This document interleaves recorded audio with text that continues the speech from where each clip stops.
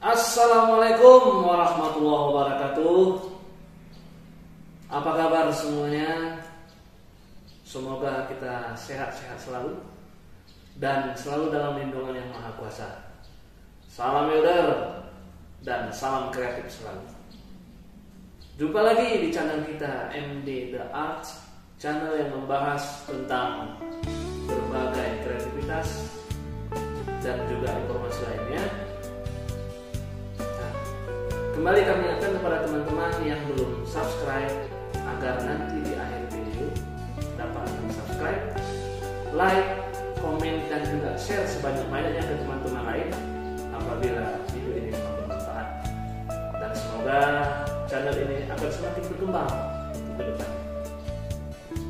Nah, pada video sebelumnya kita telah membahas tentang perlengkapan utama las GMAW, las gas metal arc welding. Nah, pada video kali ini kita akan membahas lebih terperinci lagi tentang komponen-komponen tersebut. Kali ini kita akan membahas tentang mesin las gas metal arc welding atau yang sering juga diistilahkan dengan trafo las gas metal arc welding. Oke, tanpa berlama-lama, yuk kita simak videonya berikut ini.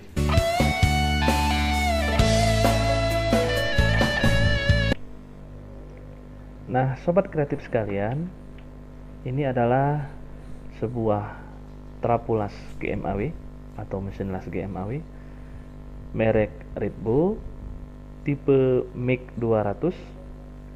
Berdasarkan spesifikasi dari pabrikan, bahwasanya tipe ini mampu mengeluarkan arus sampai dengan maksimal 200 ampere. Kemudian dengan tegangan input 1 pas, artinya memiliki besar tegangan 220 volt. Mesin ini tergolong simple dengan posisi wire root tergabung pada mesin dan memiliki berat bobot sekitar lebih kurang 15 kg. Artinya mesin ini mudah untuk dibawa ke lapangan apabila ada pekerjaan di luar bengkel atau ruangan.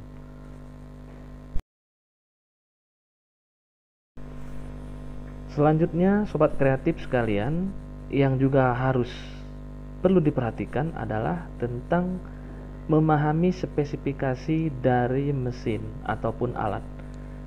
Hal ini perlu dilakukan agar dapat memudahkan kita dalam pengoperasian mesin tersebut dan juga mencegah terjadinya kesalahan penggunaan atau kerusakan lainnya pada mesin tersebut. Berikut adalah bagian-bagian pada mesin las GMAW. Yang pertama adalah kabel arus. Seperti yang telah dijelaskan sebelumnya, mesin las ini adalah tipe 1 pas, artinya menggunakan tegangan input sebesar 220 volt.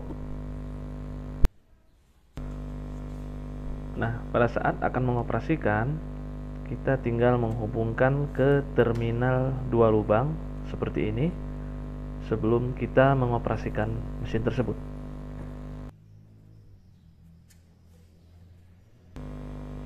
Pada model mesin ini terdapat saklar pada bagian belakang mesin yang berbentuk seperti MCB pada umumnya.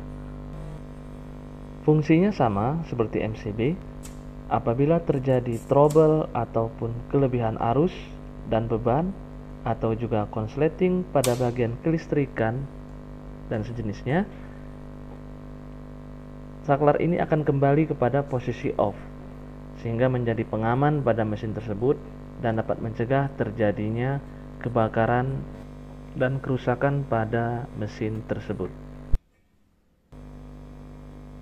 Kemudian sebagaimana layaknya mesin las, tentunya trafo jenis ini juga memiliki fan yang berfungsi sebagai pendingin saat mesin ini beroperasi.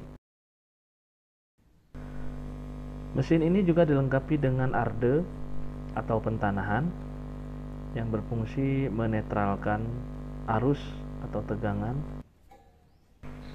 Cara mengaplikasikannya adalah dengan menghubungkan kabel pada baut dan menancapkan ke tanah. Berikutnya adalah pipa tempat masuknya gas inner yang masuk melalui selang, melalui regulator yang bersumber dari tabung gas pelindung. Kemudian berikutnya adalah berbagai macam tombol pengaturan yang ada pada bagian depan dari trafo las ini.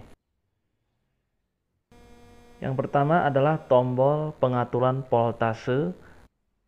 Selanjutnya adalah tombol pengaturan arus pengelasan. Kemudian tombol pengaturan induktansi. Dan tombol merah ini adalah tombol untuk tes wire root, sehingga dapat diketahui wire root dapat berfungsi keluar melalui welding gun dengan baik. Jadi, seorang welder harus tahu bagaimana mengoperasikan berbagai tombol yang ada pada trafo pengelasan. Berikutnya adalah komponen welding gun. Ini seperangkat dengan memiliki berbagai komponen di dalamnya. Ini nanti akan kita bahas pada video berikutnya. Yang berikutnya adalah komponen kabel dan klem massa. Nah, ini standar yang dijepitkan pada base metal atau material pengelasan.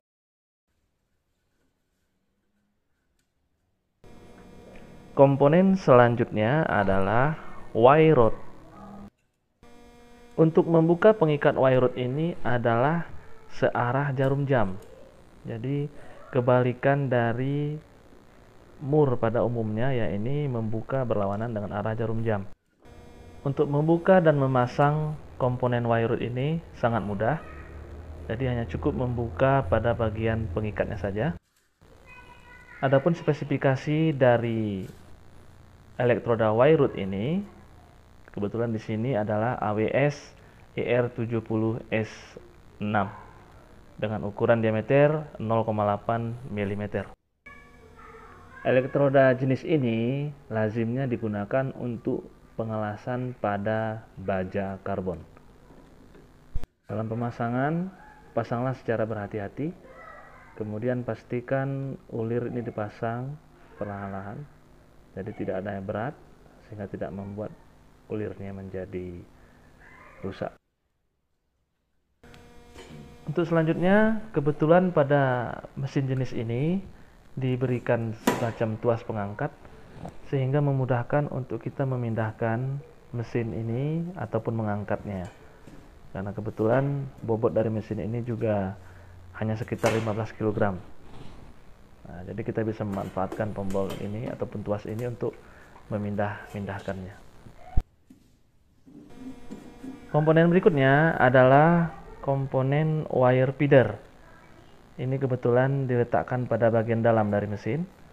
Kita buka menggunakan semacam tuas ataupun handle. Nah, pada bagian dalam ini kita bisa langsung melihat adanya komponen dari wire feeder dan perangkat-perangkatnya. Di dalam ini juga terdapat berbagai kabel yang terhubung ke panel dan juga tombol pada bagian depan dari mesin las ini.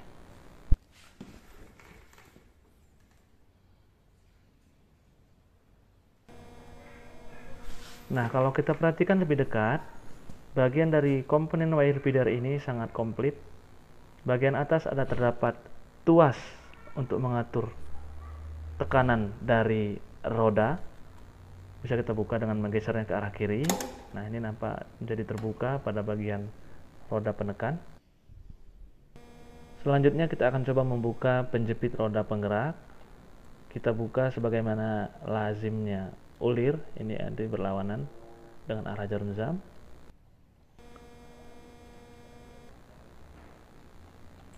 Nah, setelah baut penjepit ini kita buka, kita dapat melihat adanya roda penggerak pada bagian dalam. Kita akan coba keluarkan. Nah, apabila kita perhatikan, di sini terdapat semacam jalur ataupun parit yang kecil.